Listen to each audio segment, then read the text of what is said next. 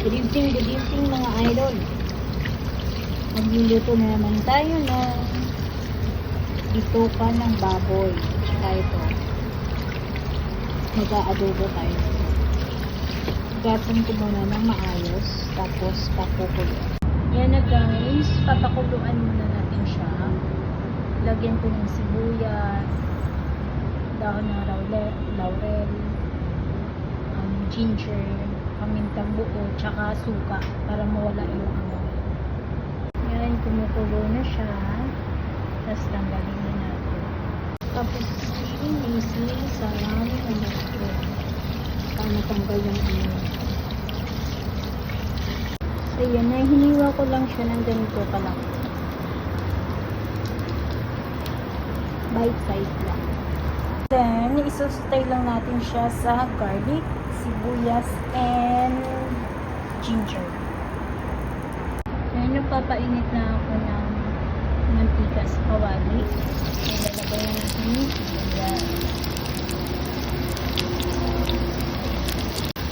After a few minutes, seconds, ilagay na natin yung garlic at umabot na yung bawang.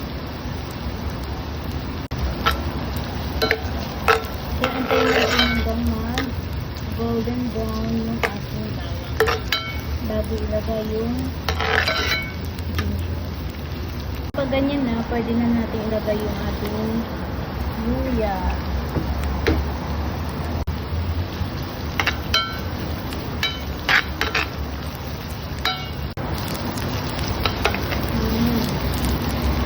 Pwede na natin ilagay yung suka kapag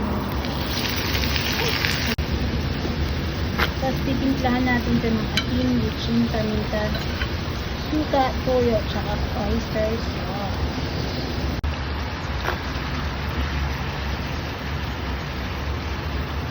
Ayan, malambot na siya. So maglalagay ako ng suka.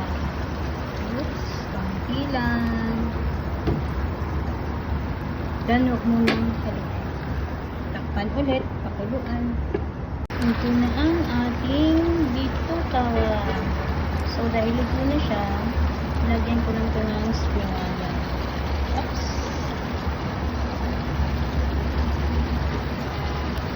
Okay.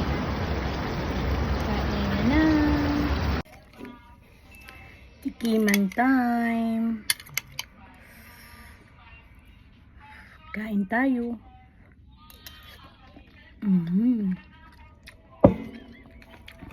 Gusto ko na manghang. Lagyan ko ng chili garlic.